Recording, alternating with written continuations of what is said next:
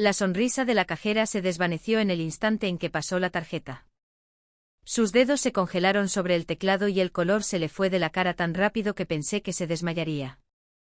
Señora, susurró inclinándose hacia mí con la voz temblorosa. Por favor, no se vaya. La miré confundida. Solo he venido a cancelarla, dije. Son solo 1000 euros. Ella tragó saliva con dificultad y miró hacia los despachos acristalados detrás de ella. No, dijo suavemente. No lo son. Y en ese momento, parada en el cálido vestíbulo de una sucursal bancaria en el centro de Madrid, con mi pasado quemándome en el bolsillo, me di cuenta de que mi padre me había mentido sobre todo. Me llamo Clara Domínguez. Tengo 31 años y sirvo en el Ejército de Tierra de España. Aquella mañana, el viento cortaba las calles del Paseo de la Castellana como una cuchilla. Se colaba bajo mi abrigo, trepaba por mi columna y me recordaba por qué odiaba los inviernos en la capital. La ciudad olía a humo de coches y piedra fría, y mis botas resonaban con fuerza mientras empujaba las pesadas puertas de cristal del Banco Unión. Hacía años que no entraba en un banco así. El vestíbulo estaba caliente, demasiado caliente, y lleno de esa confianza silenciosa que da el dinero. Suelos de mármol, luz tenue, hombres con abrigos de paño hechos a medida hablando en voz baja, como si el aire mismo costara dinero. El olor a colonia cara flotaba sobre todo, denso y desconocido. De repente fui muy consciente de mi aspecto. Mi abrigo era reglamentario, limpio pero gastado. Llevaba el pelo recogido en un moño tirante, tal como exige la normativa, sin un solo mechón suelto. Me mantuve erguida por costumbre, hombros cuadrados, manos firmes. Aún así, podía sentir las miradas que se posaban en mí y luego se apartaban. La gente siempre notaba el uniforme y decidía qué tipo de persona creían que era. Me acerqué al mostrador y esperé mi turno. Cuando la cajera finalmente me llamó, parecía joven, maquillaje perfecto, manicura impecable. Su sonrisa era profesional, ensayada y un poco cansada. ¿En qué puedo ayudarla hoy?, preguntó. Saqué la cartera y extraje la tarjeta. Estaba vieja, rayada. Los bordes estaban blanquecinos por el desgaste y el plástico ligeramente doblado por años de estar metido en el fondo de una cartera que casi nunca abría. La coloqué suavemente sobre el mostrador como si pudiera romperse si no tenía cuidado. Quiero cerrar esta cuenta, dije, y cancelar la tarjeta. Sus ojos bajaron hacia ella y algo cambió. No fue sorpresa ni preocupación, solo un destello de juicio, rápido y afilado. La cogió con 2 dedos como si estuviera sucia. Esta tarjeta no se ha usado en mucho tiempo, dijo tecleando en su ordenador. ¿Está segura de que sigue activa? Sí, respondí en voz baja. Nunca la he tocado. Ella arqueó una ceja. Nunca. No. Soltó un pequeño bufido divertido por lo bajo. De esos que hace la gente cuando piensa que mientes o que eres tonta. Bueno, dijo, vamos a echar un vistazo. Mientras deslizaba la tarjeta por el lector, mi mente viajó contra mi voluntad a la noche en que juré no usarla jamás. Hace 5 años, estaba de pie en el recibidor de la casa donde crecí, en las afueras de Madrid, sosteniendo esa misma tarjeta con la mano temblorosa.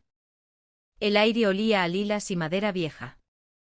Las flores del funeral todavía estaban por todas partes, en las mesas contra las paredes, marchitándose lentamente, como si incluso ellas estuvieran cansadas de fingir que aquel era un lugar de consuelo.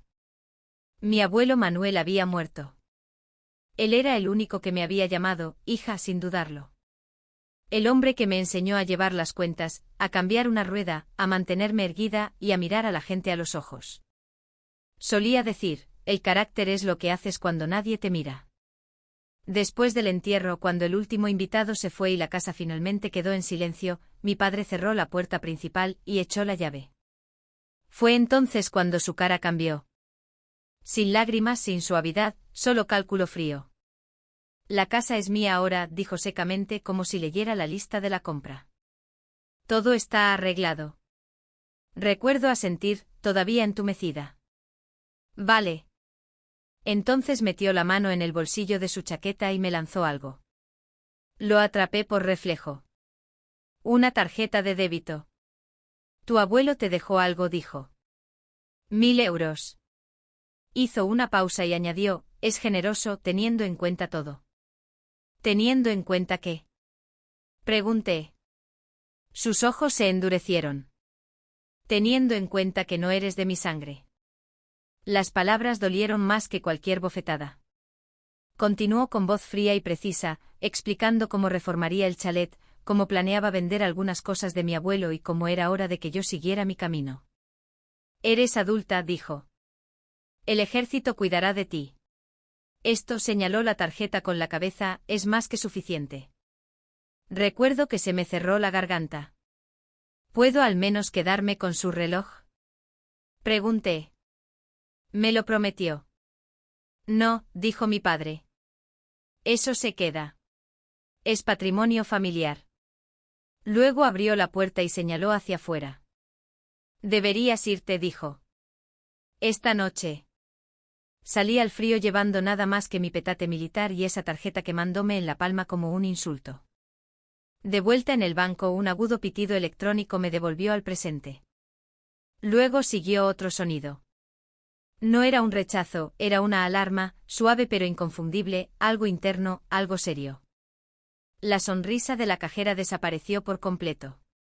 Sus dedos se congelaron sobre el teclado. Sus ojos se abrieron de par en par mientras miraba la pantalla. ¿Qué pasa? Pregunté, repentinamente inquieta. No respondió de inmediato. Se había puesto pálida. Se inclinó más hacia el monitor y luego me miró. Me miró de verdad esta vez. No a mi abrigo, no a mi tarjeta, a mi cara. Señora, dijo en voz baja. ¿Cómo consiguió esta tarjeta? Me la dio mi padre, dije. Hace 5 años. Sus labios se separaron ligeramente. Tragó saliva. Tengo que pedirle que espere aquí, dijo. Por favor. ¿Para qué? Pregunté. Bajó la voz, sus ojos se desviaron hacia los despachos detrás de ella. Esta cuenta no está marcada como una cuenta corriente estándar, susurró. Está marcada con una alerta especial. ¿Qué tipo de alerta? Dudó y luego dijo la frase que hizo que se me cayera el alma a los pies. Esta no es una tarjeta de 1000 euros, dijo. Está vinculada a un fideicomiso de alto valor. Sentí que la habitación se inclinaba. ¿Un fideicomiso? Repetí. Eso no es posible. Ella ya estaba alcanzando el teléfono bajo el mostrador. Necesito llamar al director, dijo. Ahora mismo. Mientras marcaba, miré la tarjeta que descansaba entre nosotras sobre el mostrador de mármol. La misma tarjeta que me había negado a tocar durante 5 años por orgullo y dolor. La misma tarjeta que mi padre me había tirado como limosna. Y de repente, por primera vez desde el funeral de mi abuelo, me pregunté si la humillación que había cargado todo este tiempo se había construido sobre una mentira. El vestíbulo del banco se desvaneció de mi mente tan pronto como la cajera descolgó el teléfono. Mientras ella susurraba urgentemente al auricular, mis pensamientos me arrastraron 5 años atrás, a la noche en que todo lo que creía sobre la familia se derrumbó. Había estado lloviendo temprano ese día, una llovizna fría de otoño que empapaba la tierra negra alrededor de la tumba de mi abuelo en el cementerio de la Almudena. Para cuando terminó el funeral, las nubes se habían disipado, dejando el cielo pálido y vacío, como si no tuviera nada más que dar. La gente me abrazaba, me decía lo fuerte que era, lo orgulloso que habría estado mi abuelo de verme de uniforme. Yo asentía, les daba las gracias, sonreía cuando se suponía que debía hacerlo, pero la única voz que quería oír se había ido. La casa se sentía mal sin él. Demasiado silenciosa, demasiado grande. Su risa ya no resonaba por el pasillo. Sus botas ya no estaban en el felpudo junto a la puerta. Incluso el reloj de pared del salón parecía hacer tic-tac más fuerte, como si estuviera enfadado por el silencio. Mi padre se movía por las habitaciones como un extraño reclamando territorio. Apenas me miró mientras recogía papeles de la mesa del comedor, apilándolos ordenadamente en una carpeta. Yo estaba cerca de la chimenea, con las manos cruzadas a la espalda, una postura grabada en mí por meses de instrucción militar. ¿A dónde se supone que voy a ir? Pregunté en voz baja. Él no respondió de inmediato. Se ajustó las gafas y deslizó la carpeta bajo el brazo. Eres soldado profesional, dijo finalmente. Te las arreglarás. Tragué saliva. Todavía estoy de permiso. Pensé que tal vez. Esta ya no es tu casa, me cortó. Las palabras fueron contundentes, limpias, definitivas. Lo miré fijamente esperando algo, arrepentimiento, vacilación, cualquier cosa. Pero su rostro estaba fijo, la mandíbula tensa con determinación. Esta casa me pertenece ahora, continuó. Tu abuelo dejó eso muy claro. Tomé aire. Él me dijo que quería que yo tuviera un lugar aquí, dije. Dijo muchas cosas, espetó mi padre, pero legalmente todo está resuelto. Entonces metió la mano en su chaqueta y sacó la tarjeta. No me la dio en la mano. La lanzó. Rebotó una vez contra mi pecho antes de que la atrapara. Más sorprendida que dolida. 1000 euros, dijo. Eso es lo que te dejó. Mis dedos se cerraron alrededor del plástico. ¿Eso es todo? Es más que justo, respondió. Dadas las circunstancias. ¿Qué circunstancias?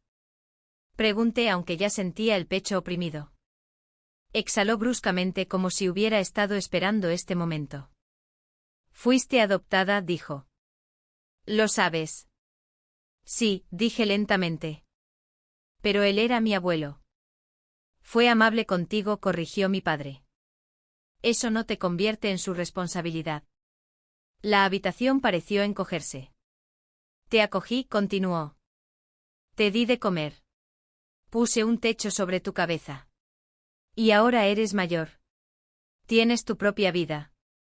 Sentí calor detrás de los ojos. Nunca pedí nada, dije. No, estuvo de acuerdo. Simplemente te quedaste ahí y lo tomaste.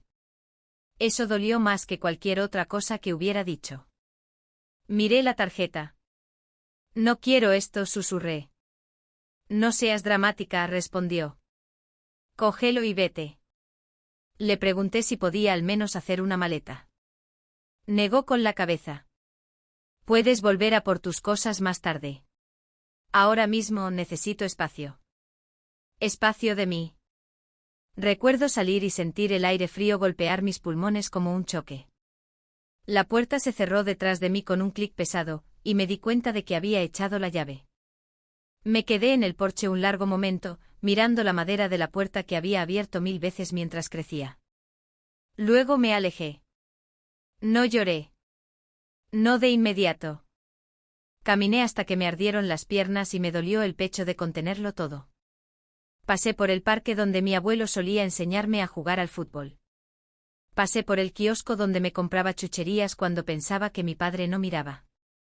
Pasé por la parada de autobús donde me abrazó el día que me fui al Cefot para la instrucción básica. Cuando mi teléfono finalmente vibró, era mi amiga Marisa. ¿Dónde estás? Preguntó con preocupación afilada en su voz. No lo sé, dije honestamente. Ven a mi casa, dijo. Ahora. Esa noche me senté en su sofá envuelta en una manta prestada, mirando la tarjeta en mi mano. Los números en ella se sentían pesados, acusadores. 1000 euros. A eso se había reducido el amor de mi abuelo. Marisa me ofreció comida. Negué con la cabeza. Me preguntó si quería hablar. Dije que no. Más tarde, cuando el piso se quedó en silencio y estuve a solas con mis pensamientos, saqué la tarjeta de la cartera y la sostuve a la luz. Esto no es mío, susurré. La doblé ligeramente lo suficiente para dejar una marca blanca en el centro. Mis manos temblaban, no de frío, sino de rabia. Pensé en usarla, pensé en demostrarle a mi padre que se equivocaba sobreviviendo con su caridad. Luego pensé en la voz de mi abuelo, en el orgullo en valerse por una misma. Deslicé la tarjeta en el fondo de mi petate y cerré la cremallera. Nunca te usaré, dije en voz alta. A la mañana siguiente me fui antes de que Marisa se despertara. No dejé nota. No pedí perdón. Cogí el metro hasta la estación de Atocha y volví a mi destino. Si iba a estar sola, lo haría con la cabeza alta. De vuelta en el banco, la cajera tapó el auricular del teléfono y me miró de nuevo, su expresión ilegible. Mi director viene ahora, dijo. Por favor, no se vaya a ningún lado. Asentí lentamente con los latidos del corazón retumbando en mis oídos. La tarjeta yacía en el mostrador entre nosotras, silenciosa y modesta. Durante 5 años, había creído que no era más que un insulto. Estaba a punto de descubrir cuán equivocada había estado. No volví a ver a mi padre después de aquella noche. No llamé. Él no me buscó. El silencio entre nosotros se asentó rápidamente, como si siempre hubiera estado esperando permiso para existir. Pasé las primeras semanas después de dejar su casa durmiendo en los barracones, despertándome antes del toque de Diana por costumbre, mi cuerpo funcionando en horario militar. Aprendí rápidamente que el dolor era temporal, pero la disciplina se quedaba contigo. Las ampollas sanaban, los moratones se desvanecían. Lo que quedaba era la certeza de que podía soportar más de lo que jamás pensé posible. Por la noche, cuando se apagaban las luces y el cuartel quedaba en silencio, a veces metía la mano en mi petate y tocaba el borde de la vieja tarjeta de débito. Nunca la sacaba. No necesitaba verla para recordar lo que representaba, lástima. Me dije a mí misma que preferiría pasar hambre antes que usarla. Los años pasaron en un borrón de maniobras, misiones en el extranjero y alojamientos temporales que nunca se sentían del todo como un hogar. Aprendí a estirar la nómina, a ahorrar cada euro suelto, a vivir solo con lo que podía llevar a cuestas. Mi vida cabía en taquillas y petates y me gustaba así. Las posesiones no te las pueden quitar si no te aferras a ellas. Ascendí lenta pero constantemente. No era llamativa. No era ruidosa. Hacía mi trabajo y lo hacía bien. Mis superiores se dieron cuenta. Siempre lo hacen eventualmente. Había noches en que volvía a mi habitación en la base dolorida y muerta de cansancio, con las manos temblorosas mientras me desabrochaba las botas. En esas noches pensaba en mi abuelo sentado a la mesa de la cocina leyendo el periódico con las gafas demasiado bajas en la nariz. No necesitas aplausos para saber que estás haciendo lo correcto, solía decir. Solo necesitas poder dormir por la noche. Yo dormía. No siempre bien, pero honestamente. Oía cosas sobre mi padre a través de conocidos, cómo reformó la casa, cómo organizaba cenas para vecinos que yo apenas recordaba, cómo le gustaba hablar de su disciplina y valores, de haberme criado como si fuera suya. A veces la gente preguntaba por qué nunca iba a casa de permiso. Les decía la verdad en los términos más simples posibles: no tengo casa. Pasaron 5 años así. Nunca toqué la tarjeta. Ni cuando mi coche se averió y la reparación acabó con mis ahorros. Ni cuando me hice un esguince y perdí complementos salariales. Ni cuando estaba en la farmacia contando monedas en mi mano decidiendo qué medicamento podía permitirme ese mes. Llevaba mi independencia como una armadura, incluso cuando se me clavaba en la piel. Entonces, hace 6 meses, mi padre llamó. Casi no contesto. El número no estaba guardado, pero lo reconocí de inmediato. Algunas cosas se incrustan en ti y nunca se van. Clara, dijo como si hubiéramos hablado ayer. ¿Qué quieres? Pregunté. Necesito que firmes algo, respondió. Es sobre la casa. Apreté la mandíbula. No quiero tener nada que ver con eso. Suspiró irritado. Todavía figuras en algunos papeles antiguos. Es solo un trámite. No voy a firmar nada, dije. Hubo una pausa, luego su tono se agudizó. Siempre fuiste una desagradecida, espetó. Después de todo lo que hice por ti. Las palabras salían de él fácilmente ensayadas. Esa tarjeta que te di, continuó, esa fue tu herencia. No actúes como si te hubieran estafado. Colgué sin responder. Pero su llamada removió algo que no había sentido en mucho tiempo, asuntos pendientes. No irá, algo más frío. Me di cuenta entonces de que mientras esa tarjeta existiera, mi pasado todavía tenía un hilo atado a mí, un cabo suelto, un recordatorio de lo pequeña que él había intentado hacerme sentir. No quería el dinero. Quería cerrar el capítulo. Así que cuando llegó mi siguiente permiso, tomé una decisión. Iría al banco. No para sacar un céntimo, no para consultar el saldo. Cerraría la cuenta, cancelaría la tarjeta, lo terminaría. Se sentía simbólico final. Entré en el Banco Unión aquella mañana con la misma postura firme que usaba durante las inspecciones. No me vestí de gala. Llevaba lo que era, alguien que había sobrevivido. Mientras esperaba en la cola, me sentía tranquila, lista para dejarlo ir. No tenía ni idea de que la tarjeta que había llevado como una carga durante 5 años estaba a punto de convertirse en algo completamente diferente. Porque cuando la cajera la pasó y su cara se quedó sin color, cuando me dijo que estaba vinculada a un fideicomiso, me di cuenta de algo que hizo que se me cerrara el pecho. Mi abuelo nunca había sido descuidado. Y si me había dado esa tarjeta, incluso en silencio, significaba que había más en la historia de lo que me habían contado. El director del banco llegó más rápido de lo que esperaba. Era un hombre alto, de unos 50 años, pelo plateado, corbata aflojada lo justo para sugerir autoridad sin arrogancia. No sonrió cuando me vio. En cambio, su expresión se tensó con algo parecido a la preocupación. ¿Señorita Domínguez? Preguntó. Sí. Si me acompaña, dijo señalando hacia un despacho acristalado al fondo. Deberíamos hablar en privado. La cajera evitó mirarme mientras lo seguía por el vestíbulo. Las conversaciones a nuestro alrededor cayeron en susurros incómodos. Podía sentir la curiosidad pinchándome la espalda. Ese cambio sutil que ocurre cuando la gente percibe que algo inusual se está desarrollando. Dentro del despacho, el director cerró la puerta suavemente y me indicó que me sentara. Quiero ser muy claro, comenzó cruzando las manos sobre el escritorio. ¿Ha venido hoy a cancelar esta tarjeta? ¿Es correcto? Sí, dije. Nunca la he usado. No la quiero. Asintió lentamente. Eso es obvio. Fruncí el ceño. ¿Qué quiere decir? Giró el monitor de su ordenador hacia mí. La pantalla estaba llena de líneas de texto y números que no significaban nada para mí a primera vista. Códigos de cuenta, fechas, lenguaje legal. Esta tarjeta, dijo con cuidado, no está conectada a una cuenta corriente estándar. Mis hombros se tensaron.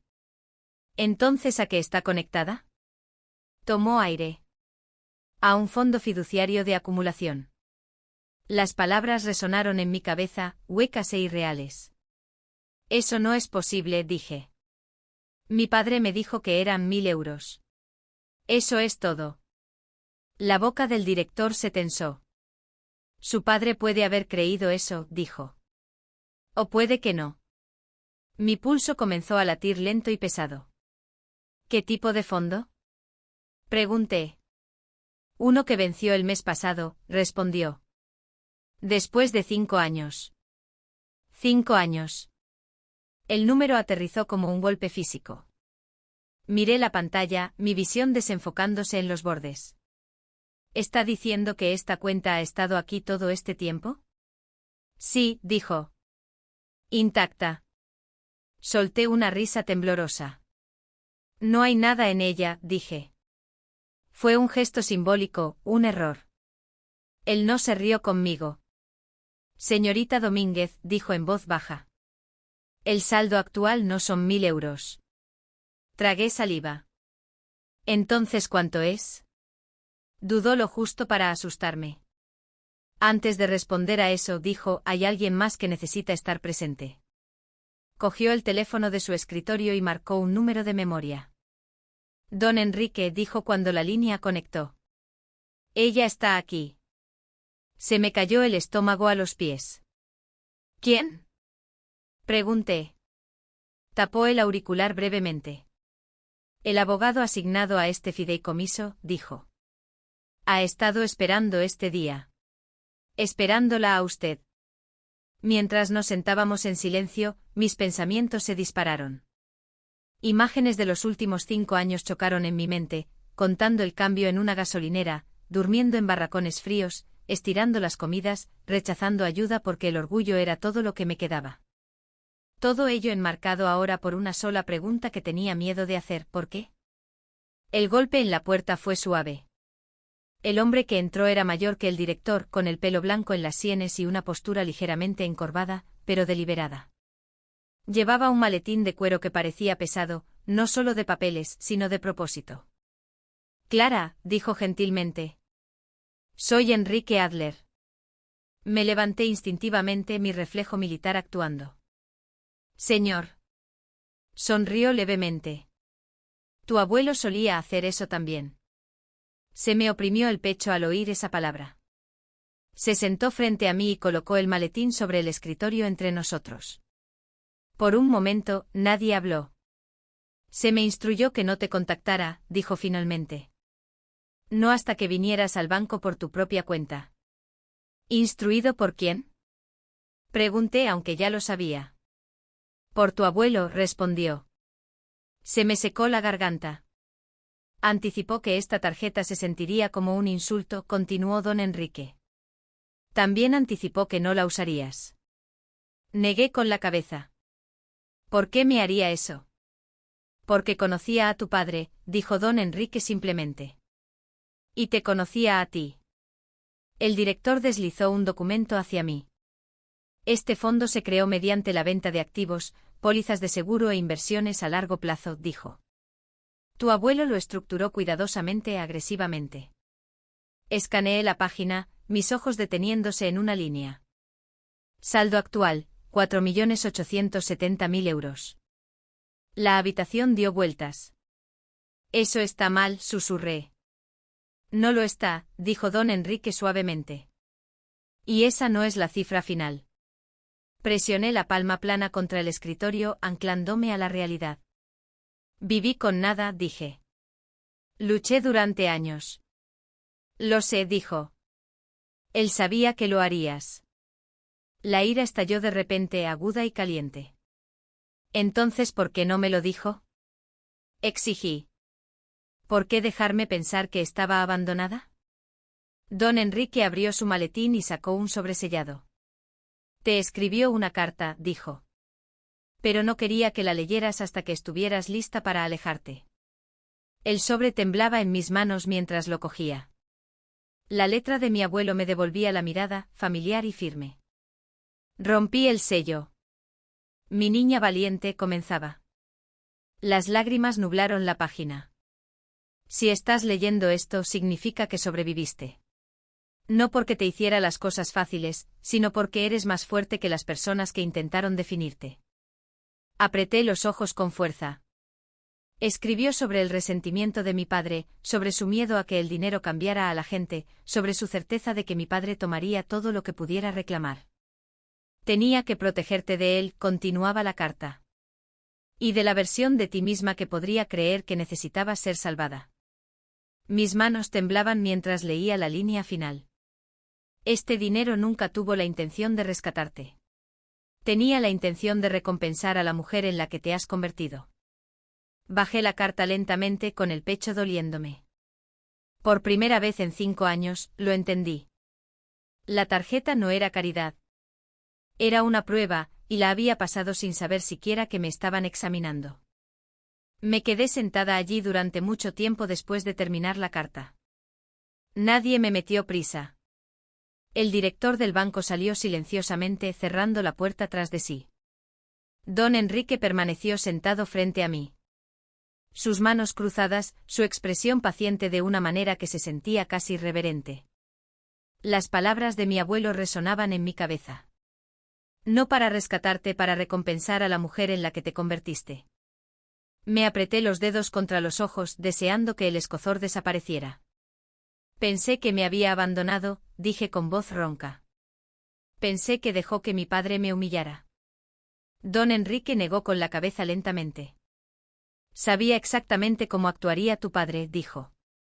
Y sabía exactamente cómo responderías tú. Levanté la vista. Entonces, ¿por qué dejarle la casa a él? Don Enrique abrió su maletín de nuevo y sacó una carpeta gruesa, más pesada que la carta. La puso sobre el escritorio y la deslizó hacia mí. No lo hizo, dijo. Fruncí el ceño. Pero mi padre vive allí. La ocupa, corrigió don Enrique. Hay una diferencia.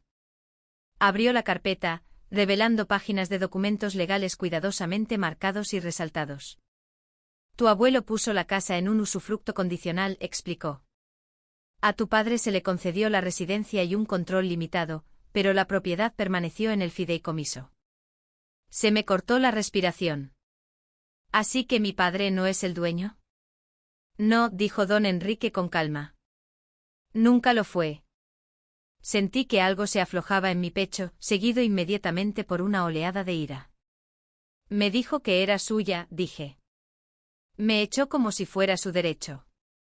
Asumió que nunca lo sabrías, respondió don Enrique. Y francamente durante un tiempo tuvo razón. Me recosté en la silla, tratando de procesarlo todo a la vez. ¿Cuáles eran las condiciones? Pregunté. La mirada de don Enrique se agudizó. Tu padre estaba obligado a mantener la propiedad, preservar su contenido y mantener lo que tu abuelo describió como estándares básicos de decencia.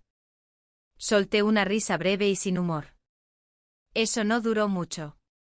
No, estuvo de acuerdo. No lo hizo. Pasó a otra página.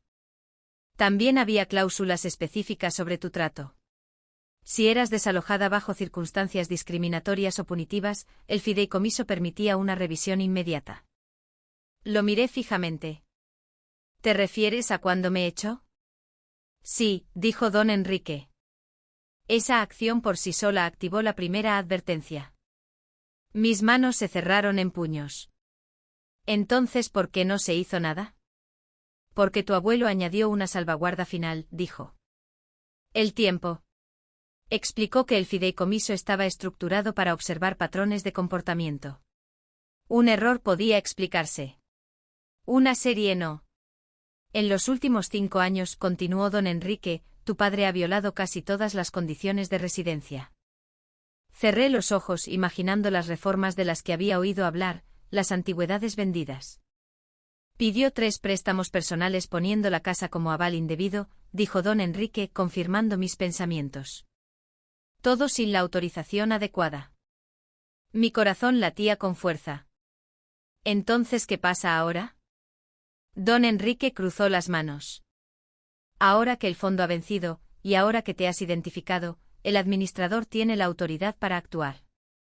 ¿Qué significa actuar? Pregunté. Significa que el fideicomiso puede reclamar la propiedad, dijo simplemente.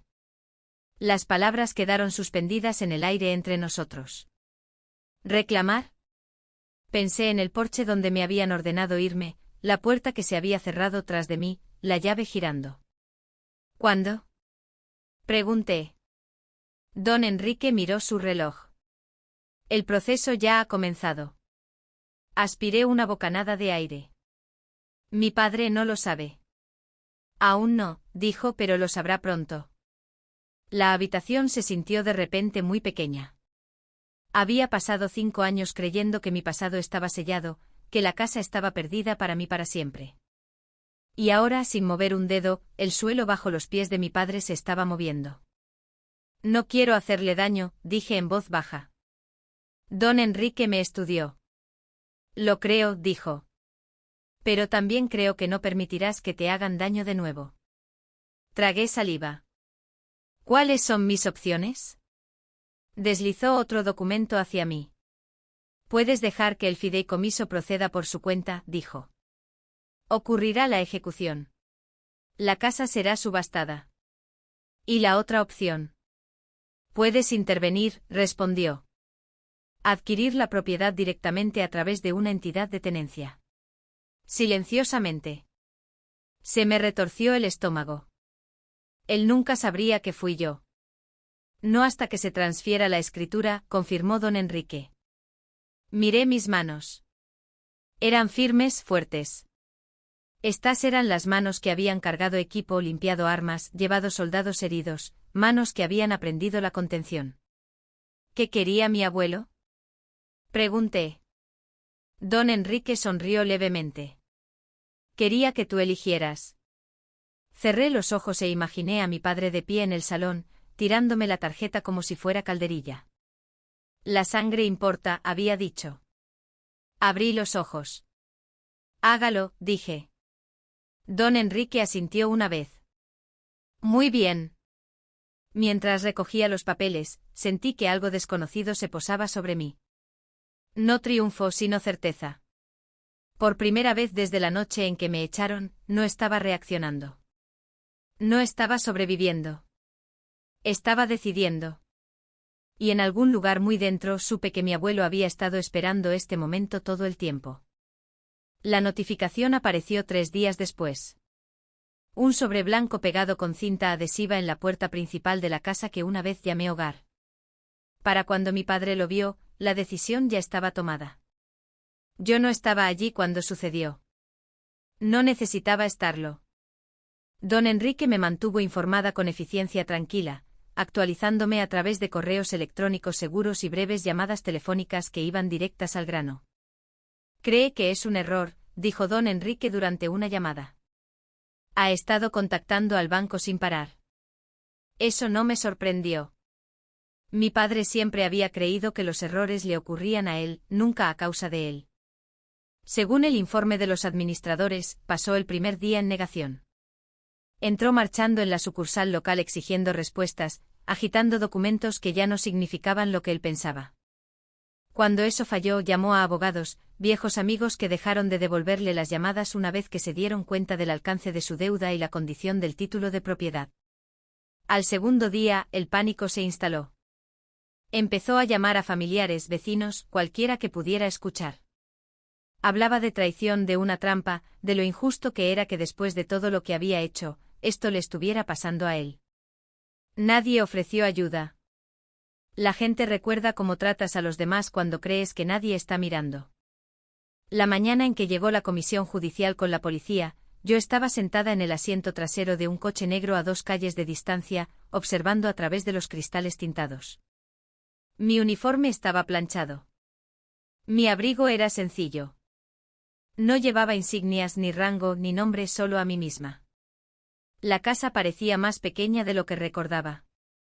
La pintura estaba desconchada. Los setos estaban descuidados. Las ventanas que una vez brillaban cálidas por la noche ahora reflejaban solo el cielo gris de Madrid. Un camión de mudanzas esperaba en el bordillo con el motor zumbando suavemente, paciente e indiferente. 2 agentes de la Policía Nacional estaban cerca de los escalones de la entrada, hablando con calma mientras mi padre caminaba de un lado a otro detrás de la puerta. Incluso desde esta distancia, podía reconocer su postura. Los movimientos bruscos, la mandíbula apretada, la forma en que se inclinaba hacia adelante cuando hablaba como si la fuerza sola pudiera doblar la realidad a su gusto. Cuando la puerta finalmente se abrió, su voz resonó por la calle. «Esta es mi propiedad», gritó. «No pueden hacer esto». Uno de los agentes levantó una mano, hablando con uniformidad. «Señor, le hemos explicado la situación. Ha sido notificado múltiples veces». «Nunca recibí nada», gritó mi padre. «Esto es acoso». Exhalé lentamente. Hace 5 años, él no había necesitado explicaciones. No había necesitado papeles. Simplemente había señalado la puerta y me había dicho que me fuera. Ahora, estaba suplicando misericordia a la ley. La puerta del coche se abrió silenciosamente y salí a la acera. El sonido de mis botas sobre el asfalto atrajo su atención inmediatamente. Se giró y se congeló. Por un momento, no me reconoció.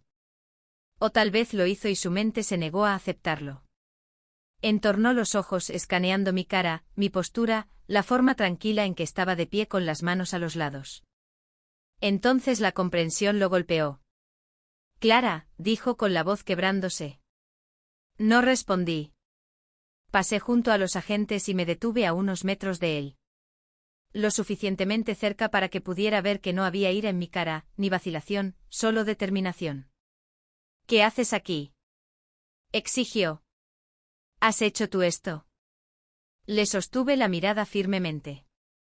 «No tuve que hacerlo», dije. «Lo hiciste tú mismo». Se burló, pero había miedo detrás ahora. «Esta es mi casa». Negué con la cabeza una vez. «Nunca lo fue». Abrió la boca y luego la cerró de nuevo. No lo entiendes, dijo rápidamente. Tu abuelo quería que yo la tuviera. Él confiaba en mí también, respondí. Él soltó una risa amarga. Tú eras una obra de caridad, una responsabilidad. Te tenía lástima. Respiré lentamente. Hace 5 años, esas palabras me habrían destrozado. Ahora no significaban nada. Me echaste porque no era de tu sangre, dije. Me dijiste que la familia era cuestión de ADN. Él se movió incómodo. No quise decir. Lo hiciste, le corté y yo te escuché. Metí la mano en el bolsillo de mi abrigo y saqué el móvil. Con unos pocos toques abrí el archivo que don Enrique había preparado. Grabación de vídeo. La pantalla mostraba el recibidor de la casa. Hace 5 años. Mi padre de pie exactamente donde estaba ahora. La puerta abierta, mi petate a mis pies. Su voz resonó claramente en la grabación: coge el dinero y vete. Nunca fuiste familia. El color desapareció de su cara. Apágalo, susurró. Bajé el teléfono. Dijiste que la sangre importaba, continué con calma, así que me aseguré de que la ley te escuchara. Le fallaron las rodillas ligeramente. Extendió la mano, agarrándose a la barandilla del porche para estabilizarse. Clara, dijo con voz repentinamente suplicante. Por favor, podemos arreglar esto. Negué con la cabeza. Esa es la diferencia entre nosotros, dije. ¿Todavía crees que esto se trata de arreglar algo? Los agentes dieron un paso adelante, colocando manos suaves pero firmes sobre sus brazos. Mientras lo guiaban escaleras abajo, miró hacia la casa una última vez, a la puerta que me había cerrado en las narices, al lugar que él creía que definía su valía. No aparté la mirada. La verja se cerró tras él con un sonido metálico sordo. Y así, sin más, la casa dejó de ser suya.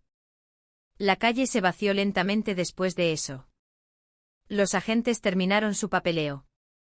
El camión de mudanza se alejó con un gemido bajo de engranajes. Los vecinos se quedaron a una distancia prudente, fingiendo mirar sus móviles o ajustarse los abrigos mientras intentaban entender lo que acababan de presenciar. Me quedé donde estaba. Cuando el último coche se fue y el ruido se desvaneció, el silencio se posó sobre la casa como un aliento contenido. Subí los escalones de la entrada sola. La puerta estaba abierta, la cerradura recién cambiada. Por un momento dudé, no por miedo, sino por respeto. Este lugar guardaba recuerdos que no eran todos míos para reclamar.